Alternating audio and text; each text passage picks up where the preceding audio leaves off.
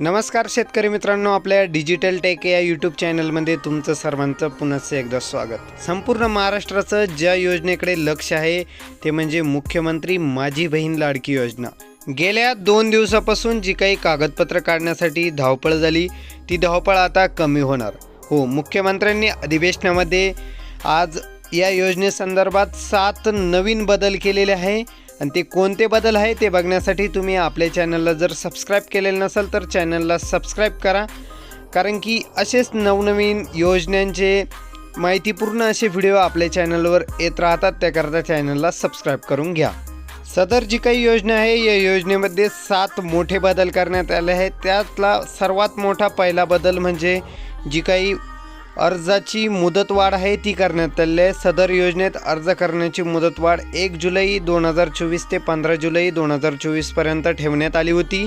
मात्र या मर्यादेत सुधारणा करण्यात येत असून आता सदर मुदत 2 महिने ठेवण्यात येत असून ती 31 ऑगस्ट 2024 पर्यंत लाभार्थी महिलांना अर्ज करता येईल।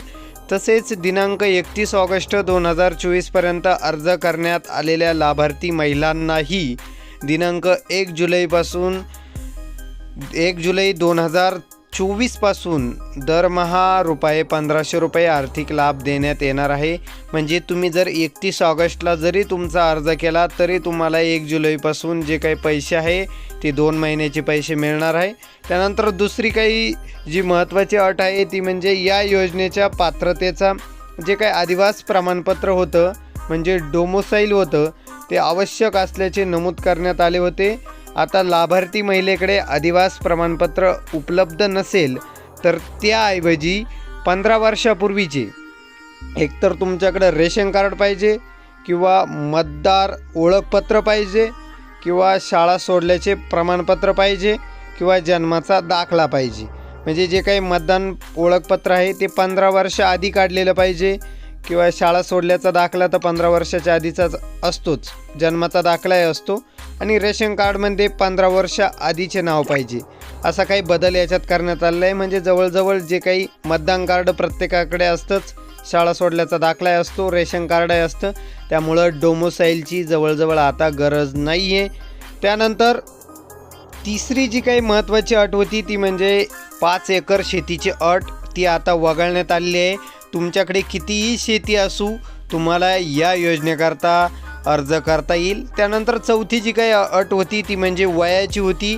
त्यात जो काही वयोगट होता तो 21 ते 60 वर्ष असं वयोगट होतं, त्याऐवजी 21 ते 65 वर्ष असं वयोगट करण्यात आलं आहे।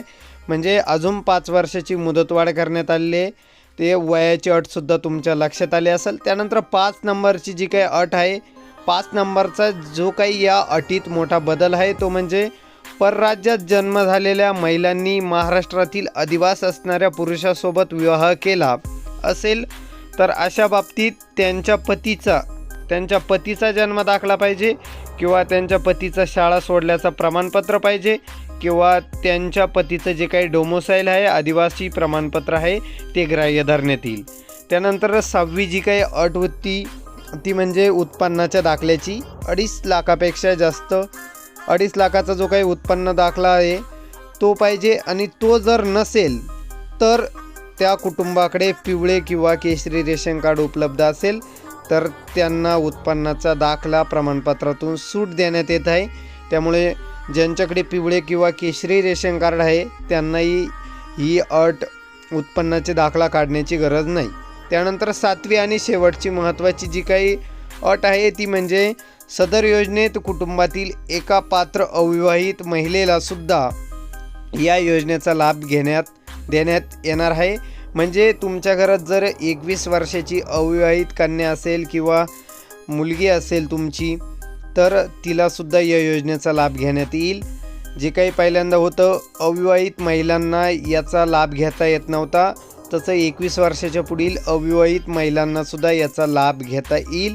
अशा काही महत्त्वपूर्ण 7 या अपडेट आलेल्या आहे।